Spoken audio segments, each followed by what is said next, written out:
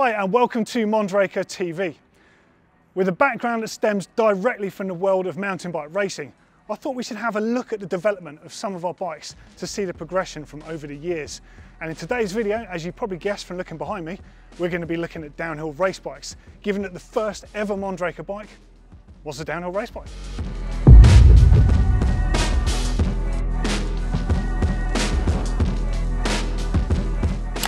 Mondraker Bikes was founded in 2001, which might not sound that long ago, but if you consider that also in 2001 it was the first time we had the iPod, it was also the first time you saw Harry Potter or the Lord of the Rings saga at the cinema, and if you even had a mobile phone, it was probably a Nokia 3310. Yeah, and in that same year, this is what Mondraker released, the petrol downhill race bike. So this is the Mondraker petrol downhill bike, the first ever bike produced by the brand, clearly running on 26-inch wheels, and obviously compared to me it looks absolutely tiny by today's standards. So the frame itself might look kind of familiar because a lot of bikes in this era used a very similar configuration, perhaps with different front triangles but using the same style back end. Now the back end on this is a 4-bar design. It's something that Mondraker designers have wanted from the beginning and they've used throughout the years on their bikes because of the way you can tune it for anti-rise and anti-squat. As I said, you've got the horse link down there which makes it the 4-bar, and then interestingly when you look at the actual rocker design on here, you've got different positions here for the shock and also different mounting positions for it. That enabled you to use different shocks to have different bottom bracket and head angles on the bike. So as it is, it's 67 degrees in that middle setting. You can make it slacker or even steeper if you wanted to. And you can also change the progression of the back end of this bike. Really cool to see this thing. And then up front, you can't help but look at the Marzocchi Shiver inverted fork. So these were running around 7-inch travel, I think, back in the day there, so 170mm travel. The back end on these was 215mm of travel. The inverted fork ran an open oil bath design, so incredibly supple there. I can see some Formula brakes from back in the day, some intense handlebar grips and sun ringlay wheels. Really cool to see the bike, but man, things have certainly moved on since then. But one especially cool point about this was in 2003, Spanish icon Tommy Missa won the Spanish Downhill Cup using one of these frames. And I guess you could say that probably cemented them as a racing brand from day one. Now, following the success of that first bike called the Petrol, Mondraker decided they wanted to have their own design outright so they could be in control of everything with the bike. And in 2006, they launched a bike called the Kaiser. But just so you know on a timeline to cast your memory back to 2006, that's when Arctic Monkeys really started kicking off in the world music scene. That's when Daniel Craig made James Bond cool all over again with Casino Royale. And interestingly, that is the year that Google bought a little website called YouTube, opening the world for content creation for videos, a bit like this. Anyhow, this is the Kaiser. And as you can see, it does have a fairly similar shape to that early petrol, but looks much more formed. And this is it, this is the Kaiser. Now again, on 26-inch wheels, and again, this one is fairly small, certainly when I stand next to it compared to some of the bigger bikes behind me. Now 215mm travel out back, 65-degree head angle on the front, adjustable again on here, running that Marzocchi 888 wet fork up on the front there. Now interestingly, the front triangle on this is the semi-monocoque design, so you had a lot of hydroforming in place and then they would weld it down the middle. Now by constructing the bike like this, it was substantially lighter. We're talking sort of 17.5 kilos or around 39 pounds, which at the time made it one of the lightest downhill bikes out there. It also shared the same style configuration on the back end there, the same linkage system on there, so 4-bar, which means it worked exceptionally well under braking and exceptionally well under pedaling. The rest of the bike, again, not too dissimilar to that early petrol. You've got a set of Formula brakes on there, you've got the same sort of Sun S-type wheel set on there, and you've even got a little E13 chain guide appearing down there. Lovely looking bike to see that. But after this was when things got really interesting. Okay, so now we're up to 2009, and this was a huge year for Mondraker, but just to put things into perspective again, the iPod lost its place by 2009 because the mighty iPhone was taken over. And in mountain biking terms, Rob Warner started making a name for himself as a professional motor mouth when he was commentating on the legendary broadcasts that Freecaster did of the UCI World Cup Series. And this was a year that Mondraker got really serious about its racing. with Fabian Burrell on board and Cesar Rojo, the ex-World Cup racer and bike designer, helping work with the suspension design, we had our new Zero suspension platform. Now this was exclusive to us, and Fabian won Maribor in 2009 on this bike, and that to date unproven suspension platform, immediately legitimising it for our designers. And this is where downhill got really serious for the brand, because whilst this was going on in the foreground, this was going on in the background. Now the move to the forward geometry concept was an enormous one for Mondraker, because what it essentially did was put the front wheel axles so much further out in front of you. This was already starting to happen with downhill bikes as they were getting slacker anyway, but they went the whole hog and they extended the whole front of the bike. Now what this did was give the bike a much longer wheelbase in combination with the adjustable chainstays. It made the bikes extremely stable at speed, on the steep stuff and in the rough. And essentially by adding 60mm onto the front triangle and then reducing the stem length to 10mm, you had a bike that not only had extremely slack and confidence-inspiring handling, but it had lightning fast agility from that direct mount stem. This bike was the start of something huge for Mondraker. Almost don't know where to start here, but we're up to 2016 and well, the bike in front of me is wild, and what happened this year was wild as well. So this is the 2016 Mondraker Summum Carbon Pro. So a few things to note here. Firstly, they moved up to 27.5-inch wheels. So this was generally a thing going on. Bigger wheels meant you could cover ground faster. And what do downhill bikes do? Designed to cover ground as fast as possible. They also moved up to carbon on this, which not only allowed them to shave a bit of weight off the bike, but they could tune the ride of it. They could, with the layup of carbon, you could tune compliance into it. You could have stiffness down by the bottom bracket. You could have it to handle how they wanted the bike to handle.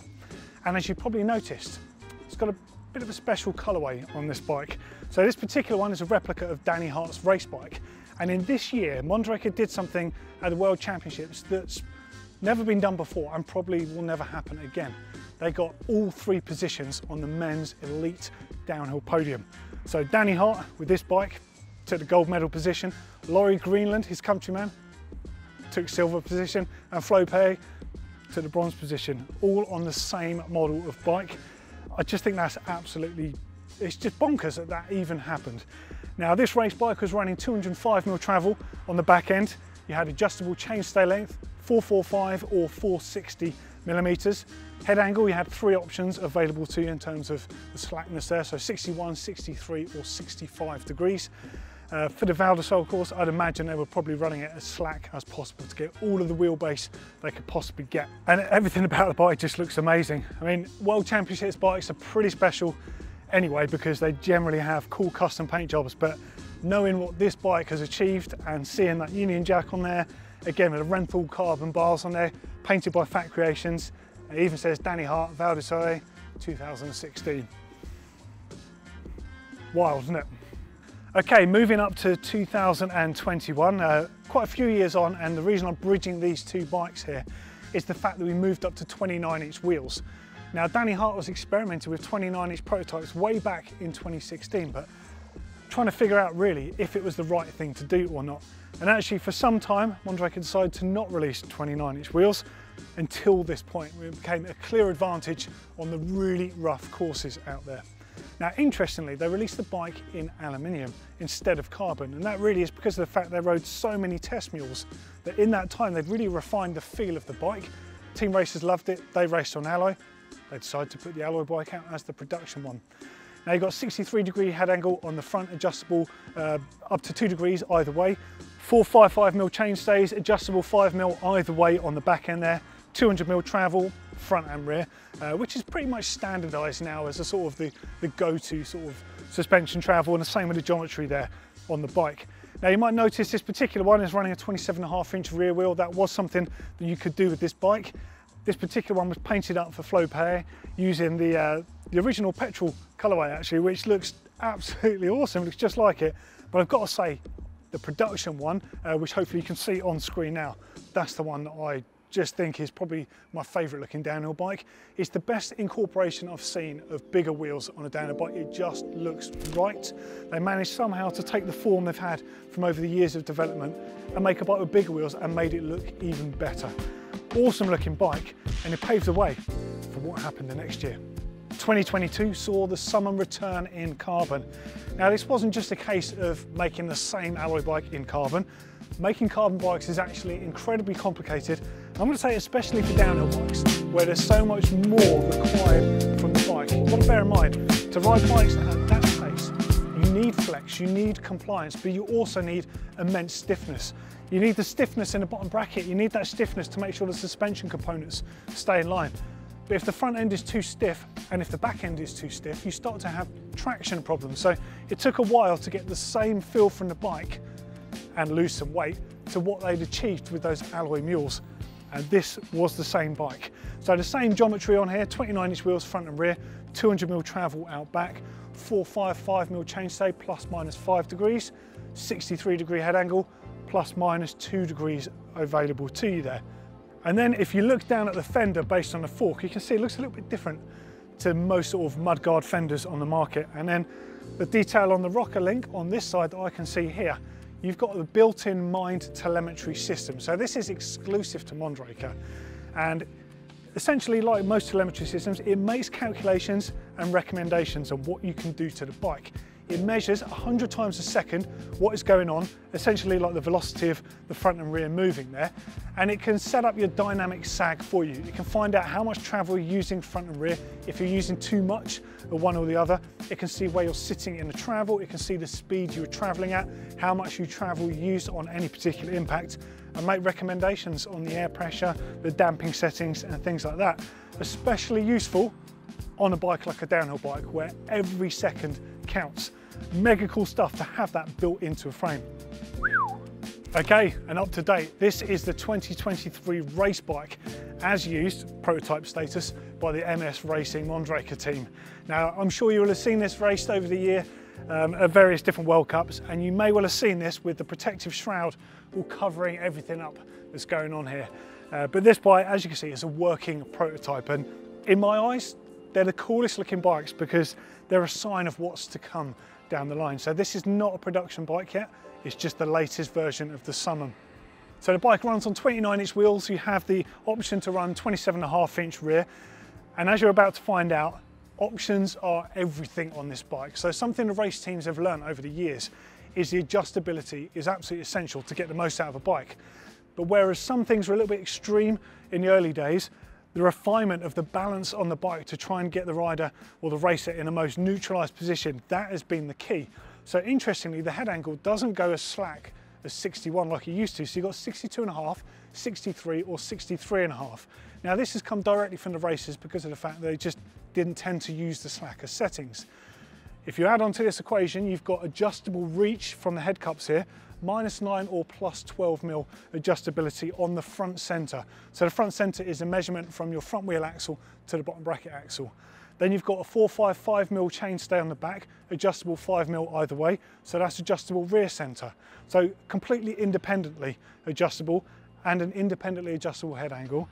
And then on top of that, you've got the adjustable bottom bracket cluster here. So the entire bottom bracket bolts in place, and you can mount it in 2 different settings to change the bottom bracket height independently of the other factors on the bike. You've got to bear in mind that with many adjustable bikes on the market that will have a flip chip, when you're adjusting, say, the bottom bracket height, it's also going to adjust the seat angle, it's going to adjust the head angle. And it might sound like not really a big deal, but it's actually a huge thing for the top end racers that really need the bikes to be perfect. And probably should have said this, there's one more point of adjustment down here. The rear shock absorber can actually be mounted in 3 different positions to change the progressive nature in the back end. I mean, it's wild to think just how much adjustability is in here and just how different the bike is to that 2001 early model, which looks short, tall, steep and heavy by comparison to that low slung race bike. But isn't it cool to just think how far things have come in the last 22 years?